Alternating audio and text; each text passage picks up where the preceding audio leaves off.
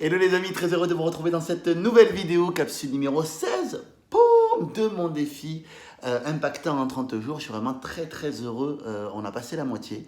Alors je ferai une vidéo de bilan après les 30 vidéos, mais c'est vraiment très intéressant ce qu'il en est sorti de ce challenge. Donc, vidéo d'aujourd'hui, en fait, j'aimerais, je vous l'avais promis hier, en fait, que on parle en fait aujourd'hui de mission, de sens dans ce que l'on fait dans notre entreprise. C'est un sujet qui est souvent abordé, mais finalement assez peu clair en fait pour les gens, et c'est assez compliqué en fait de trouver sa propre mission, et c'est assez confusant, si je peux reprendre une expression du dîner de con, voilà, qui me tient à cœur de vous partager, en tout cas de vous partager ma vision par rapport à ça. Je lisais un livre de Elon Musk. Enfin, c'est pas le livre d'Elon Musk, mais c'est un livre sur Elon Musk qui est sorti sur l'histoire de sa vie. Alors Elon Musk, c'est le fondateur de PayPal, le fondateur de Tesla, les voitures Tesla, le fondateur de la société peu connue qui s'appelle SpaceX, qui est une société qui fait décoller des fusées, une société privée qui fait décoller des fusées, quelque chose de quand même de juste quand même colossal. Et Elon Musk ambitionne d'envoyer les premiers hommes sur Mars, et il aimerait lui-même aussi aller sur Mars. En tout cas, voilà, c'est un souhait et un rêve qu'il aimerait. Ça fait partie de sa bucket list. Peut-être qu'un jour je vous ferai une vidéo sur la bucket list. Et pardon. Et donc Elon Musk, qui est un garçon franchement brillantissime, ok. En fait, ce gars-là, en fait, il travaille énormément sur le sens de ce qu'il fait.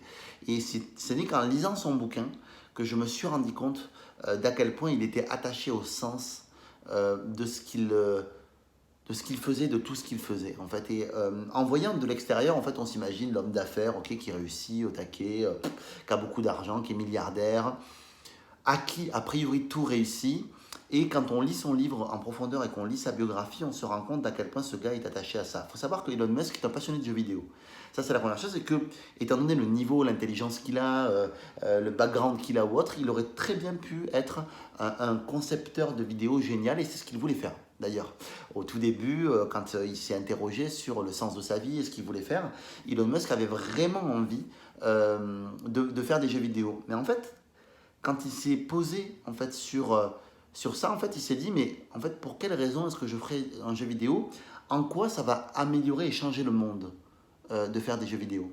Et par la suite, du coup, sa carrière, on la connaît. Je vous invite à lire vraiment le livre de Elon Musk, enfin le livre sur sa biographie qui est juste une merveille. Et donc par la suite, il a fait PayPal. Mais si on regarde le sens de PayPal, c'est parce qu'il était révolté de voir à quel point les banques se gavaient sur le dos des gens, et du coup il s'est dit, mais pourquoi est-ce que l'avenir ne serait pas sur voilà, pour un petit peu contrer les banques et faciliter la vie des internautes pour sécuriser leurs achats sur internet, sachant que c'est l'avenir. Pourquoi est-ce qu'on ne montrerait pas un système qui permettrait de sécuriser tout ça? Il a monté PayPal, ok, il l'a co-fondé, on peut le critiquer sur ce qu'on veut, il n'empêche que PayPal, il l'a mené là où c'est aujourd'hui. Ok, même si aujourd'hui il est beaucoup moins actif dans PayPal, et je crois d'ailleurs qu'il a plus d'actions sur PayPal, enfin pas d'actions, il n'est plus dirigeant de PayPal, mais par contre il en a toujours les actions, et donc du coup, bon, évidemment, ça lui rapporte beaucoup d'argent. Donc, première chose, PayPal. Ensuite, on se dit Tesla, il fait des voitures électriques, le mec.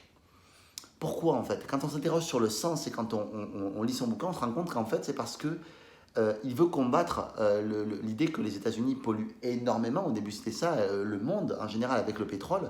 Et il s'est dit, si je fais une voiture qui est la meilleure voiture du monde et qu'elle est électrique, du coup, ça va contribuer à ce sens-là. Et boum, on est parti il est parti donc sur cette société-là qui s'appelle Tesla X, et donc enfin, Tesla pardon, et donc du coup il cartonne avec Tesla aujourd'hui, sachant que franchement, ils étaient à deux doigts de se faire acheter, ils ont été à deux doigts de la banqueroute, vraiment. Donc, ça fait partie des choses que, voilà, toujours pareil, le sens. Troisième entreprise qu'il a lancée, SpaceX, ok. SpaceX, pourquoi SpaceX? On se dit, pourquoi c'est quoi la lubie d'un mec qui veut envoyer des fusées dans l'espace et que les fusées, elles reviennent ou autre? Parce qu'il a voulu il veut démocratiser le voyage dans l'espace, parce qu'il pense que le salut de l'humanité passe par la colonisation d'autres planètes. et l'occupation d'autres planètes. Et ils pensent qu'on est en train de tuer la Terre avec tout ce que l'homme en fait pollue sur cette Terre ou autre, et qu'ils croient que foncièrement, pour sauver l'humanité, contribuer à l'humanité, il faut qu'ils puissent envoyer des fusées et faire envoyer des gens et des vols habités sur Mars, très certainement, assez rapidement. En tout cas, il veut contribuer à ça, ce qui est juste hallucinant. Ok, donc voilà. Et il a une quatrième entreprise qu'il est en train de lancer qui s'appelle Solar City, ok, qui fait des panneaux solaires. Ben, ça pareil, c'est au niveau de l'énergie, tout ça. Donc tout ça, ça a un sens profond. Alors oui, il est milliardaire, oui, il a énormément d'argent, oui, il peut être critiqué pour ses qualités de patron, comme l'était Steve Jobs ou autre. Il n'empêche que le sens fait vraiment partie de sa vie, ok? Et donc, j'ai dessiné un modèle pour vous aider à vous y trouver dans ce sens-là. Parce que c'est pas forcément évident de trouver sa mission. On parle beaucoup de mission de vie, on parle beaucoup de oui, mais fais les choses pour toi, ok, ok, on parle beaucoup de oui, mais gagne de l'argent. Et en fait, au final, on s'y perd un petit peu dans tout ça. On ne sait plus en fait ce qui doit être notre mission de vie, qu'est-ce qui raccorde à tout ça. Et donc, du coup, pour prendre mon exemple personnel, en fait, je me suis beaucoup interrogé moi sur ma mission de vie, sur tout ça. Je ne dis pas que je suis un spécialiste de la question, mais par contre, je trouvais intéressant le modèle que je vais vous présenter maintenant. Ok? Donc, pour moi, travailler sur le sens, travailler sur la mission de vie en général, c'est s'assurer des résultats massifs et surtout des résultats durables.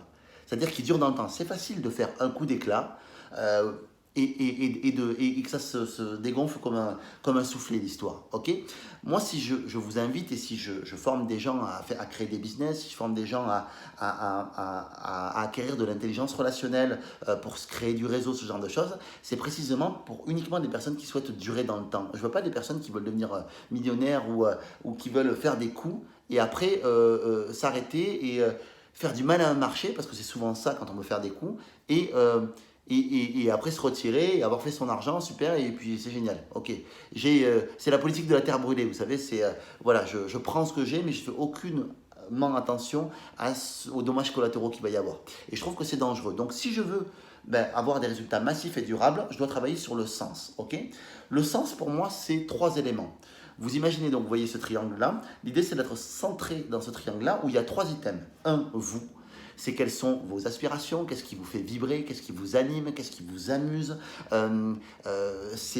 quelle valeur vous mettez dans votre entreprise, quel est l'amour que vous mettez dans tout ça. C'est aussi votre ego aussi. Comment est-ce que, on en a parlé dans une des vidéos où je vous expliquais que moi j'adorais chanter et tout ça, et que je m'étais un peu interdit tout ça parce que pour moi c'était pas sérieux ou autre.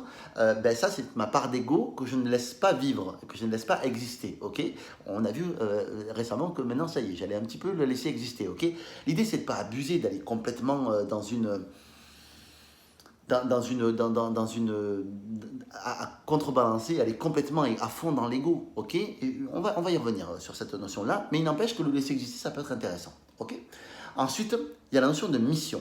Ok, donc ça, c'est la contribution. C'est qu'est-ce que vous apportez au monde. Quelle action vous faites actuellement autour de votre métier, de vos envies ou autres, et qui va aider ce monde à être meilleur. Alors, ça peut être, vous pouvez avoir envie d'avoir une assurance, ou vendre des assurances par exemple, vous aidez les gens à être en sécurité. Il y a une notion de contribution là-dedans. Ok. Dans tout métier, il y a toujours une notion de contribution, ok? Mais c'est bien de s'interroger et de savoir quelle est sa part de contribution, ok? Quand on monte un business.